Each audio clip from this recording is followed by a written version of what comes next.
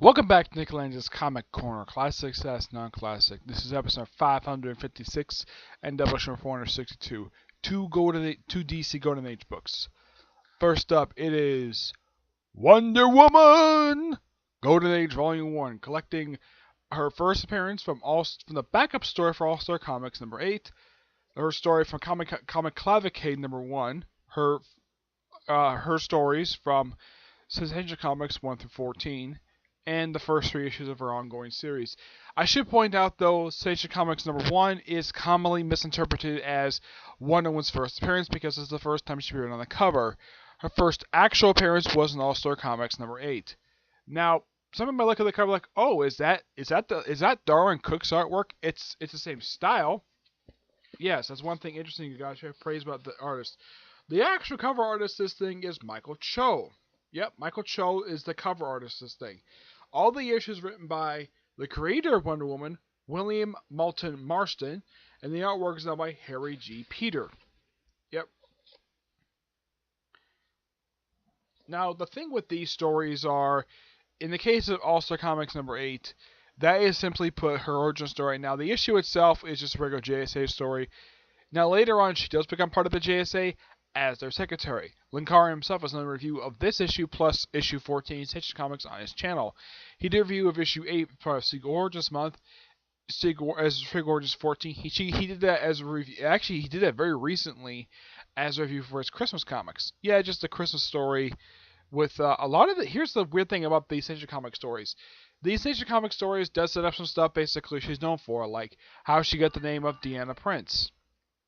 In the Golden Age of comics, there was another woman who with the same name and who looked almost exactly like her.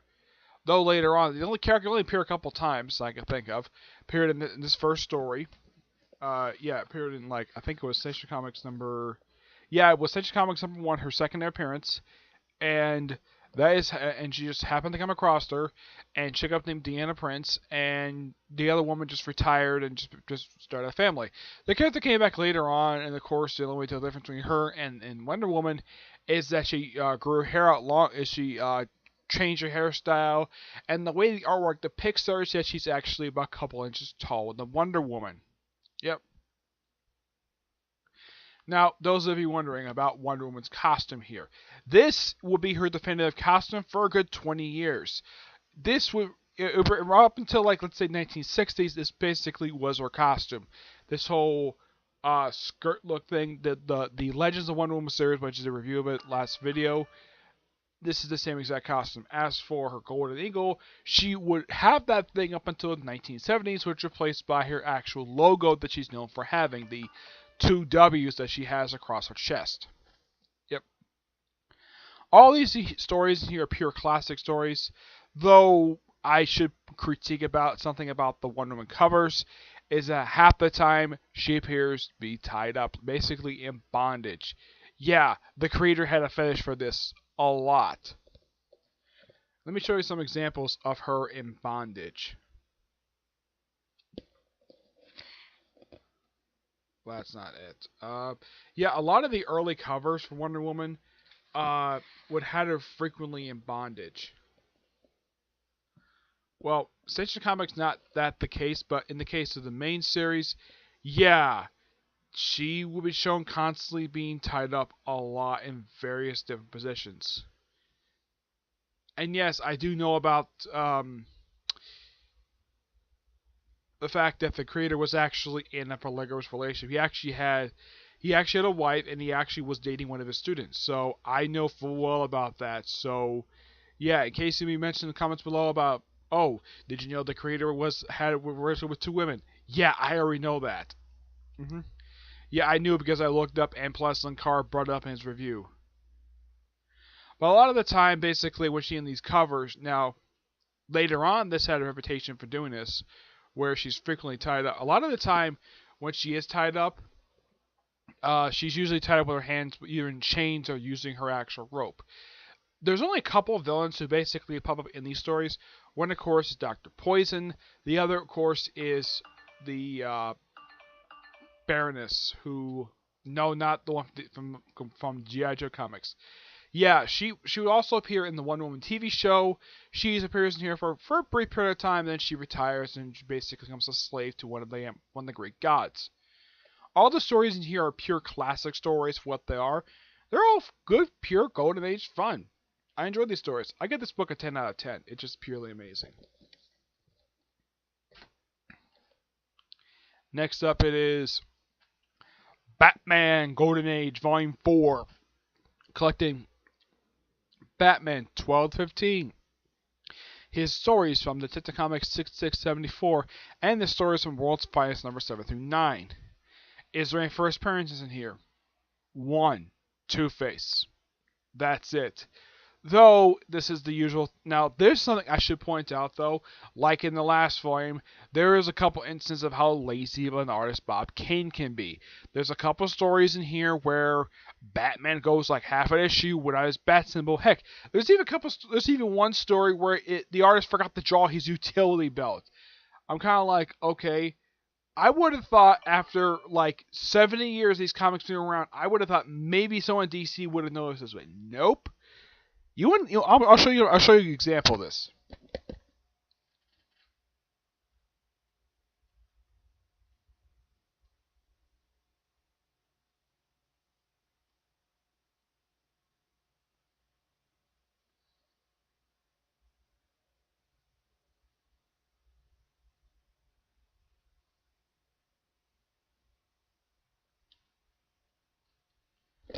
I'm trying to find it.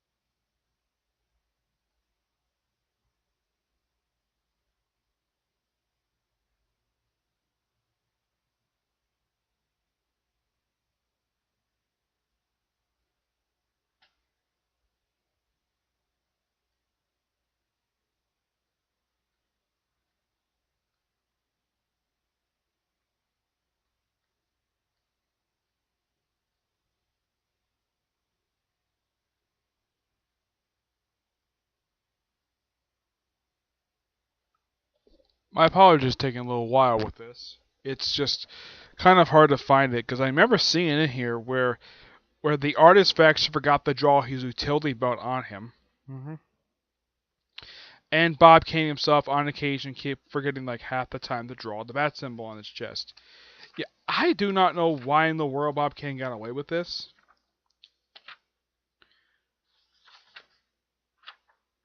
Because, well, here's kind of the thing. Despite the fact Bob Kane is actually, despite the fact he's revealed as one of the creators of Batman, the guy was a jerk. The guy basically stole all the credit for basically creating Batman from Bill Finger. I'm not joking about that. It's well documented the fact that he stole credit for him. He took all the credit, even though that a lot of the stuff Batman is known for, like the whole rich boy thing and a lot of his motifs. Yeah, Bill Finger did that. It wasn't all Bob frickin' Kane. But when it comes to the issues of Detective Comics, you can kind of expect when you read these things, like, okay, you can kind of expect him to, if you read this thing, you can kind of expect half the time the bat symbol not being on Batman's chest. It's like Bob Kane kept forgetting a lot of the time to draw all those things. But the thing is, when it comes to some of these artists on here, now, there are some instances where Bob Kane himself didn't do any of the writing. In the case of, let's say, for Batman, there's actually one story in here done by Don Cameron. I'm not familiar with this guy. Jay Robinson did a lot of the inking and artwork on these issues. With also, and they're not the only ones. There's also other artists I'm not all familiar with. You also have Jack Burney, Rob Burney, and George Russell. The cover artist for this thing, that's Evelyn That's Evan Doc Steiner. Yeah, that's who does this really good artwork. I would have thought Michael Cho would have done this artwork, but nope, it's a completely different one. And Jack Schiff. And who's Batman face off in these stories? Joker, Two-Face, Scarecrow, and the Penguin. That's really it. Though the thing with the Two-Face one, this is a bit bizarre though. It's like his first appearance is in issue 66, and it ends on a cliffhanger. And then for some reason, 67 is a completely different story. And then the story picks up in issue 60. I don't know why in the world that they got away with that, doing that back to the point. Nowadays, you cannot do that at all. Well, the only comic I can think of that actually does that is Mighty Morphin Power Rangers, where occasionally they might end a book on a cliffhanger and then take 2 issues after that to finally resolve the cliffhanger. Luck of it's only happened once, but all the stories in here are good. But I'm gonna have to knock a half point off for the laziness of Bob Kane as an artist for occasionally drawing Batman without his bat symbol, and the one instance of Batman drawn without his actual utility belt. So I'm gonna give this a 9.5. It's still good. Don't get me wrong, it's all classic stories. But the only reason why, because how lazy of an artist Bob Kane can be. I had nothing against Bob Kane and what he did for the Batman stuff. It's just that, well, the guy was a lazy artist, and, well, he disrespected a lot of people when he was alive. I mean, he disrespected Jerry Robinson, one of the guys who created the Joker. Yeah, I mean, Bob Kane tried to steal all the credit for almost everything related to Batman that was created from late 1930s up until 1960. He tries to steal all that credit. Excuse me. Despite the fact he was a terrible artist and he was a terrible writer. But some of the stuff he did do was actually really good. I mean, helping create characters like the Joker, Dick Grayson, stuff like that. Those are all good. He did have a hand in that. But when it comes to writing stories are still pretty good. He's still good at writing some certain good stories. But there are some really bad stories, like around the early 50s. Like, because I read like every single issue of Batman. It took me a while to do this. And there's some really bad stories, like the first appearance of Deadshot. It is an awful story. If you ever get a chance to read it, it is called The Man Who Replaced Batman. And if you're thinking, does Deadshot wear his classic look? He's always wearing the white mask and the red and gray outfit with the little shooty thing. Nope. He wears a cowboy out. He wears a tuxedo with a domino mask. I'm like, this is Floyd Lawton in his first appearance. Man, I can understand why in the world DC refuses to put this issue in the trade, because it's awful. The artwork is atrociously bad. Even for 50 standards, I've read some comics basically came out in 50s, and a lot of them are really good. This book is just pure awful. Well, the story is, the rest of the issue's fine. But that was one period of time when Batman books had more than one story in them. Like, at one point, the Batman books have 4 stories in them. 4 stories. And sometimes it took a good 10, 20 years before I finally shortened it down. Like, at one point, by the time in the 1960s, you had 2 stories in the book. It wasn't until, I'd say around the mid-late 1970s, we read the Batman issues, they finally got a chance to have a full 1-issue story, instead of having like a backup story with the thing. Alright, so that's it for this particular episode. Stay tuned for the next episode, which is going to be episode 557, Doubleshot number 463, where I'm talking about a Batman trade and the second volume of Mother Panic. I will talk about those in the next episode, okay? But do see you there. Bye.